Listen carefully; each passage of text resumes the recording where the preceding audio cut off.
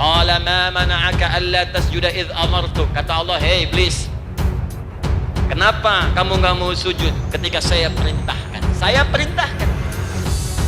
Jadi yang penting itu bukan sujudnya, yang penting itu ini perintah saya. Semua makhluk nggak sujud, semuka langit dan bumi nggak akan menurunkan status saya sebagai Tuhan. Ini perintah saya, bukan sujudnya.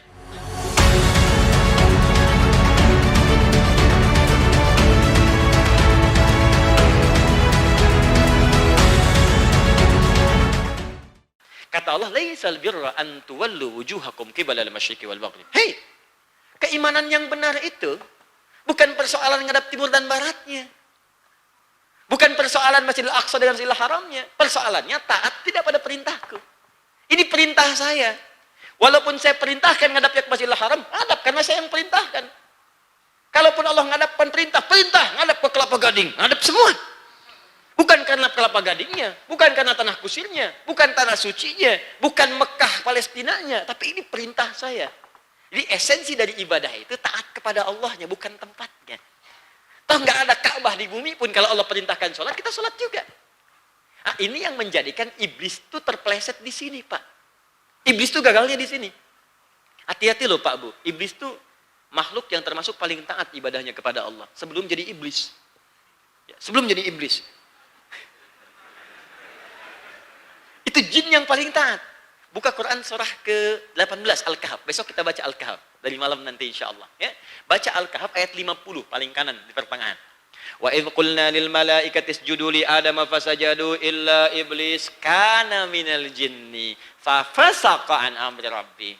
Ketika kami perintahkan semua makhluk malaikat dan jin sujud hormat kepada Adam, semua sujud hormat kecuali satu, iblis. Siapa iblis itu? Karena dulu ia termasuk minal jinni, jin, kalangan jin, jadi bukan malaikat.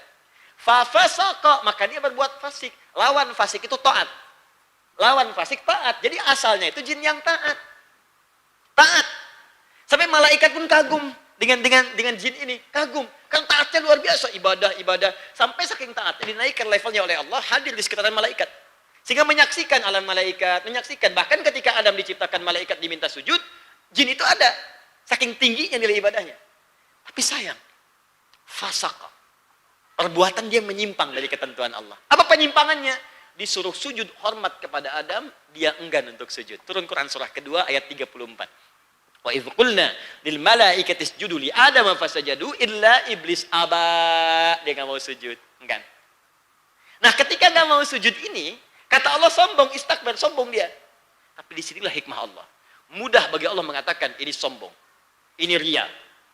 Ini enggak benar. Tapi Allah mengajarkan kita hikmah. Jangan menuduh orang sembarangan. Buktikan tuduhan itu dengan pembuktian yang jelas. Maka dikumpulkan makhluk malaikat termasuk Adam di situ.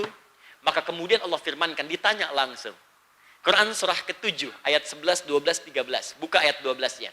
Qala ma mana'aka alla tasjuda idh amartu. Kata Allah, "Hei iblis, kenapa kamu enggak mau sujud ketika saya perintahkan?" Saya perintahkan. Jadi yang penting itu bukan sujudnya, yang penting itu ini perintah saya. Semua makhluk nggak sujud, semuka langit dan bumi nggak akan menurunkan status saya sebagai Tuhan. Ini perintah saya, bukan sujudnya. Adam tuh nggak penting bagi saya, kata Allah. Yang penting ini perintah saya. Kenapa kamu langgar? Tuh teman-teman. Kenapa kamu langgar itu? Yang penting ini perintah saya. Lihat di Al-Baqarah itu cuma disebutkan aba wastakbar, sombong, enggan untuk sujud karena sombong. Cuma karena kalau Allah sebutkan langsung, sombong kamu, dia akan berkilah, saya nggak sombong ya Allah. Tapi dibalik kemudian oleh Allah, kenapa kamu nggak mau sujud? Apa jawaban dia? Kata iblis, ana khairum minhu, khalaqtani min narin wa khalaqtahu min tin. Saya lebih hebat dibandingkan Adam. Kau ciptakan saya dari api, dia dari tanah. Bukan levelnya yang tinggi, hormat kepada yang rendah. Itu yang dimaksud istakbar.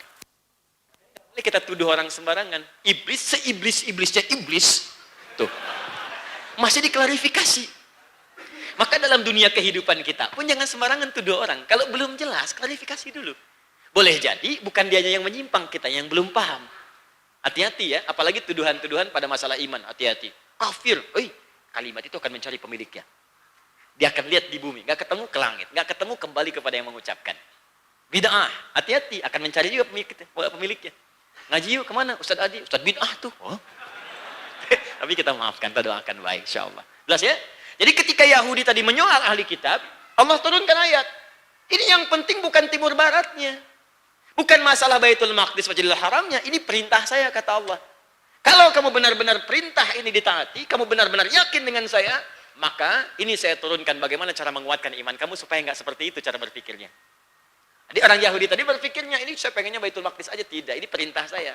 Kalau kamu ingin memperbaiki cara berpikir kamu, ini saya turunkan, kata Allah, cara menguatkan iman kamu kepada saya, yang kalau kamu amalkan ini, maka imanmu akan kuat, takwamu akan meningkat, dan kamu akan jadi orang sebenar-benarnya beriman dan takwa. Paham sampai sini?